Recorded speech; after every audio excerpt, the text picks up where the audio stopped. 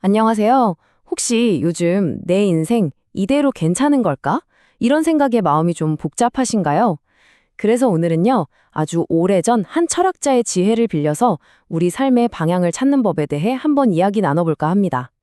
아, 나는 도대체 왜 이렇게 살고 있지? 내가 진짜 원했던 게 이게 맞나?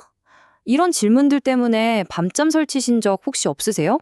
그러면서 내가 너무 약한가? 하고 괜히 나 자신을 탓하게 되고요. 오늘 우리가 나눌 이야기의 시작은요, 바로 이 질문에서부터입니다. 한번 보세요. 평생을 정말 책임감 있게 살아오신 한 분이 60대가 되어서야 마주하게 된 이 깊은 공허함. 아니, 할 건 다 했는데 왜 마음은 텅 비어버린 걸까요? 자, 이 문제 속으로 한번 깊이 들어가 보죠. 자, 이렇게 지극히 현대적인 고민에 정말 뜻밖의 인물이 안내자가 되어줄 수 있습니다. 누구냐면요, 무려 1600년 전 사람이에요. 바로 성 아우구스티누스입니다. 근데 이게 진짜 놀라운 게 이분도 젊었을 때는 쾌락을 쫓으면서 엄청나게 방황했던 시기가 있었다는 거죠. 이분의 삶을 한번 쭉 들여다보면요. 우리가 흔히 생각하는 그런 완벽한 성인의 모습과는 좀 거리가 있어요. 지혜라는 게 원래 완벽함에서 오는 게 아니구나. 오히려 이렇게 치열하게 고민하고 방황한 끝에 얻어지는 거구나 하는 걸 느끼게 되죠. 그래서 지금 길을 잃었다고 느끼는 우리한테 더 크게 와닿는 것 같아요. 자, 그럼 아우구스티누스가 우리에게 주는 첫 번째 통찰은 뭘까요? 바로 방황에 대한 이야기입니다. 만약에요, 우리가 이 방황을 실패가 아니라 전혀 다른 시각으로 볼 수 있다면 어떨까요? 우리는 보통 방황한다고 하면 좀 부끄러워하고 자책하잖아요. 근데 아우구스티누스의 관점은 완전히 달라요. 방황은요, 실패가 아니라 성장의 신호래요. 진짜 변화가 시작되는 지점이라는 거죠. 생각해보세요. 내 인생에서 가장 힘들었던 그 시기가 사실은 가장 중요한 전환점이었다는 거잖아요. 와, 이거 정말 놀라운 관점의 전환 아닌가요? 우리는 평생을 돈, 성공, 다른 사람들의 인정 같은 바깥에 있는 것들을 향해서 정말 정신없이 달려가잖아요. 그러다 어느 순간 딱 깨닫는 거죠. 어? 이런 것들이 더는 나를 채워주지 못하네? 바로 그때 방황이 시작되는 겁니다.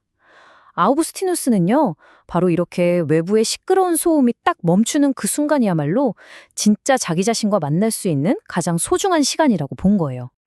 자, 그럼 좋아요. 내면으로 들어가는 건 알겠는데 방법이 뭘까요?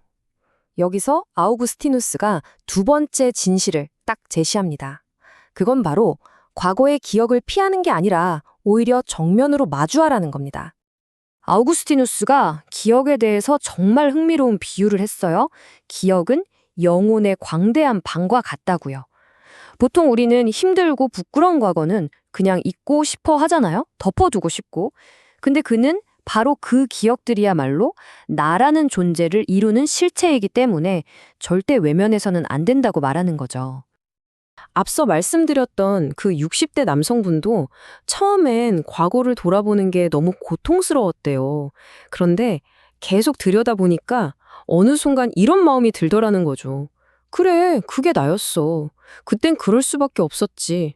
하고 자기 자신을 이해하게 된 거예요. 그러니까 핵심은 이겁니다. 나의 좋았던 과거든 나빴던 과거든 그 모든 걸 있는 그대로 받아들이는 그 순간 비로소 진짜 치유가 시작된다는 거죠. 자, 다음으로 넘어가 볼까요? 아마 이게 오늘 이야기 중에서 가장 받아들이기 힘든 개념일 수도 있는데요. 세 번째 기둥입니다. 바로 고통이 가진 변화의 힘에 대한 이야기예요. 우리는 본능적으로 고통을 피하려고만 하잖아요. 당연하죠. 근데 아우구스티누스는 바로 그 고통을 통해서 인간이 가장 중요한 것들을 배우게 된다고 봤습니다. 고통이 우리를 부수기만 하는 게 아니라 오히려 우리를 더 깊은 사람으로 만들어준다는 거예요. 이런 경우 있잖아요. 평생 남자는 강해야 돼 이러면서 눈물 한 번 안 보이던 사람이 인생의 중반쯤에 와서 처음으로 펑텅 우는 거예요. 그러면서 깨닫죠. 아, 나 약해도 괜찮구나.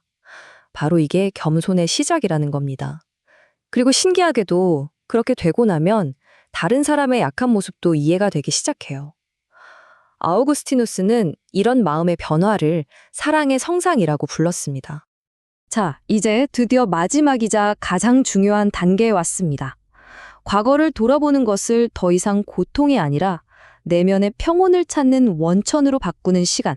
바로 성찰입니다.